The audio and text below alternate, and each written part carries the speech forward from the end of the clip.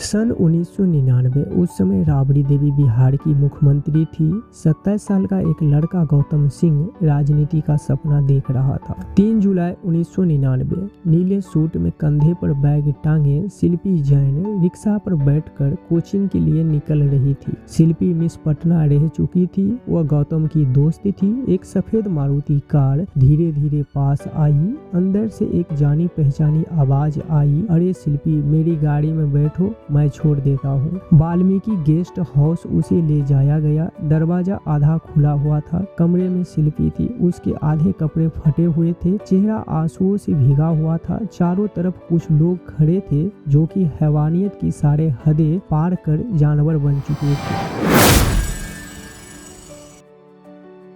साल 1999 उस समय राबड़ी देवी बिहार की मुख्यमंत्री थी। 27 साल का एक लड़का गौतम सिंह राजनीति में आने का सपना देख रहा था। पटना के बोरिंग रोड इलाके में उसका 2 मंजिला घर था। उसका पिता बीएन सिंह, मां और छोटी बहन सभी लंदन में रहते थे। वे गौतम को भी साथ ले जाना चाहते थे, लेकिन गौतम ने साफ मना कर दिया था। मुझे यहाँ कुछ करना है पापा, राजनीति में आना है, बिहार को बदलना है। उसका सपना था नेता बनना। शुरुआत में वह छात्र संगठनों में सक्रिय था। किसी ने गौतम सिंह को साधु यादव से मिलवाया। उसे उम्मीद था कि साधु यादव के जरिए उसे राजनीति में एंट्री करने का मौका मिलेगा। धीरे धीरे साधु यादव उसे पहचानने लगे। 3 जुलाई 1999 नीले सूट में कंधे पर बैग टांगे शिल्पी जैन रिक्शा पर बैठकर कोचिंग के लिए निकल रही थी। शिल्पी मिस पटना रह चुकी थी। वह गौतम की दोस्त थी।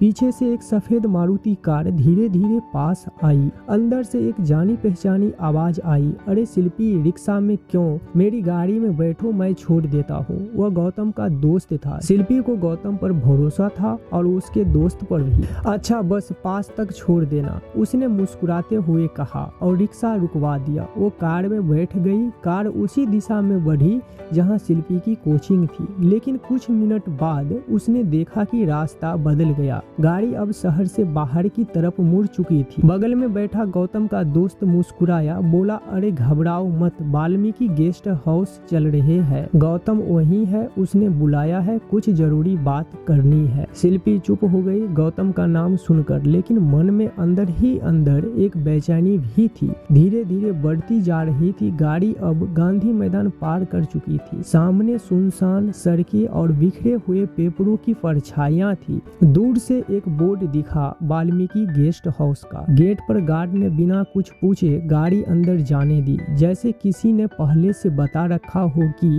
कौन आने वाला है। गाड़ी रुकी। शिल्पी ने पूछा, गौतम कहाँ है? गेस्ट हाउस की दीवारें पुरानी थी। पंखे की आवाज गूंज रही थी और कमरे से आती शराब की गंध से माहौल अजीब लग रहा था। गौतम को किसी ने बताया शिल्पी को वाल्मीकि गेस्ट हाउस ले जाया गया। यह सुनते हुए तुरंत वो अपनी गाड़ी में बैठा। उसे पता था कि गेस्ट हाउस में सिर्फ पार्टी होती है। दरवाजा आधा खुला हुआ था। अंदर देखा शिल्पी थी। उसके कपड़े आधे फटे हुए थे।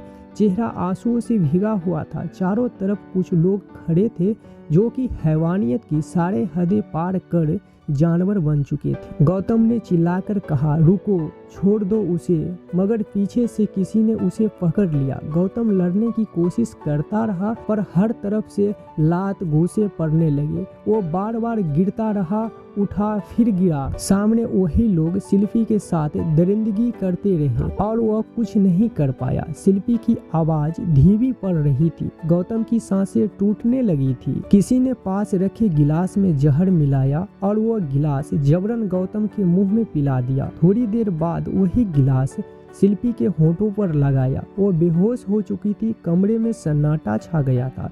रात के 8 बजे शिल्पी के पिता उज्जवल गांधी मैदान थाना पहुंचे। साहब, मेरी बेटी सुबह कोचिंग गई थी, अब तक नहीं लौटी। ड्यूटी ऑफिसर ने नाम देखा, शिल्पी जैन। अधिकारी ने तुरंत रजिस्टर खोला और गुमशुदगी का केस दर्ज कर लिया। सीबीआई ने साधु यादव की डीएनए जांच के लिए उससे खून मांगा। साधु यादव ने इनकार कर दिया। उस समय राबड़ी देवी की सरकार हुआ करती थी और इस मामले को पूरी तरह दबा दिया गया।